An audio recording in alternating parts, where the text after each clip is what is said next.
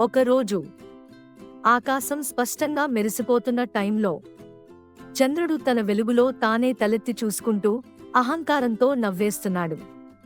అలా నవ్వుతూ ఉండగానే దూరంగా వినాయకుడు తన పొట్టను ఊపుతూ అడుగు వేసిన ప్రతిసారీ భూమిని నవ్వించేలా నడుస్తూ కనిపించాడు. చంద్రుడు నవ్వుతూ, అబ్బో వినాయకుడు, నీ నడక చూసినప్పటినుంచి భూమి కదులుతోందేమో అనిపిస్తుంది. చంద్రుడు నవ్వుకుంటూ, నీ పొట్ట చూసి చిన్న పిల్లల బెలూన్ గుర్తొస్తోంది అని ఎగతాళి చేస్తాడు. వినాయకుడు ఆగి మెల్లగా చంద్రుని వైపు తిరుగుతాడు.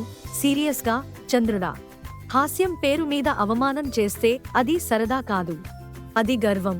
చంద్రుడా, రూపాన్ని చూసి ఎవరినీ తక్కువ చెప్పడం తగదు. నీవు నన్ను ఎగతాళి చేశావు, నీ గర్వం నీకే శాపమవుతుంది. ఈ క్షణం నుండి నిన్ను చూసిన వాళ్ళు అపశకునంగా భావిస్తారు. నీ వెలుగులో శుభం కనిపించదు అని కోపంగా శాపం ఇచ్చాడు వినాయకుడు. అప్పుడు చంద్రుడు తాను చేసిన తప్పును అర్థం చేసుకున్నాడు. ప్రాణం పెట్టి వినాయకుడిని ప్రార్థిస్తున్నాడు.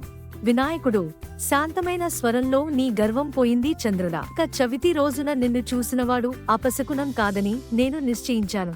అలా వినాయకుడు చంద్రుడికి గర్వం ప్రమాదమేనని చూపించి మనందరికీ వినయం నేర్పించాడు.